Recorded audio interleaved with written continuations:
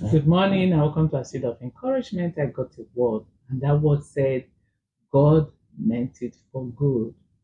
Child of God, I have, been going back and forth with something, and then a word dropped into my soul this morning that was really very comforting, and I wish to share with all of us. You know, Joseph, when his brother came to Egypt, he saw them, he recognized them. And Joseph could not contain himself. He wept. He drove everybody and then he wept. And then after he finished crying, he came and he told them, please come near to me. I am Joseph. I'm your brother. The one you gave you sold away in slavery.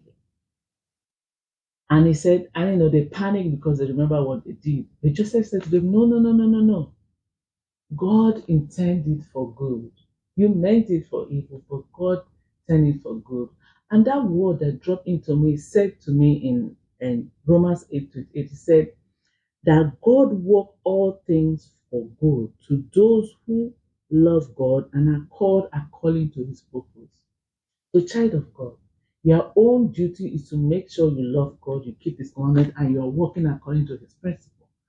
And God's own is to bring his word to pass. That's why God said, come, let's reason together. That means bring your argument, bring it on. Tell me what it is, because God sworn with himself that his word must come to pass. So, my brethren, just imagine, when Joseph was in the dungeon, was in the prison, was in Potiphar's house, was going through all he's going through, his mockery, his pain. Joseph didn't understand why all those things was befalling him. As you're going through your mountain, your valley, and everything that's happening with you right now, you do not understand why. You are asking, why me?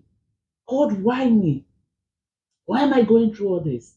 God is telling me to tell you today that there is a reason, there is a sole reason. You're not going to understand. That's why Joseph wept. Joseph actually wept when he saw his brother bow down to him. And he remembered his dream. He remembered, oh, I went through all this for this. Now he understands it. Now he comprehends. That is why he wept.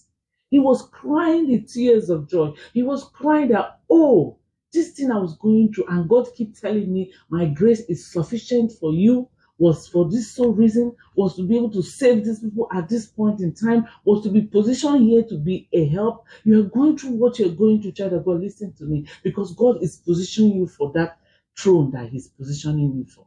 God is training you for that throne you'll be. So by the time you are seated on that throne, by the time you are seated on that answered prayer, you will have compassion. You will know that you didn't sit there by power, that God actually put you there. And you're going to have love for your fellow human being. You will become a blessing for your society. You will work for the sole purpose of what God has created you for, because God is keeping you there. I went through something and I failed. And I was talking to my sister and said, I think God decided to humble me to really just humiliate me.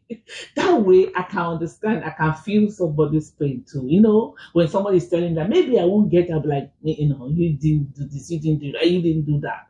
But since I went through, knowing what I put through, and I went through what I went through, I think God is just teaching me to have a little compassion. And so you are going through what you are going through. I want to tell you, there is a sole purpose. God said he intended for your good. He said everything worked together for your good. Child of God, I want to tell you today that it will work out for your good. Just hold on, and keep on doing the needful. Keep on worshiping God, keep on praying, keep on seeking him, keep on knocking. That woman keep on knocking at the door. I keep on disturbing the king, and the king decides to attend to her. That's how you have to keep talking to God every day. And one day you will surely, like Joseph, you will surely cry and weep and say, God, now I understand. Because you're going to hold that miracle. You're going to beg that miracle. You're going to hold it. You're going to hold the evidence of the thing you're going through, and you're going to testify for the goodness of God. So, child of God, I just want to minister this word that comfort me, because when I got it, it comforted me. When I got it, I said, okay, I'll keep on doing what I'm doing in a set time, that God, my expectations will not be cautioned. Your expectation will not be cautioned.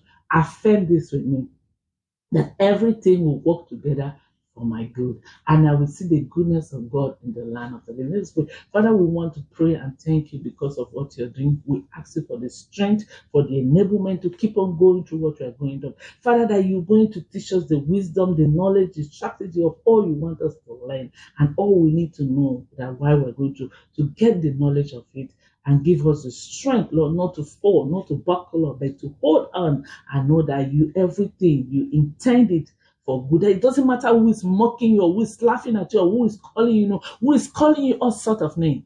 That I want us to hold on and know that, Father, that everything will work for good, and we will testify in Jesus' mighty name. We pray. Now go out there and know that it's all for a sole purpose of God, and you will soon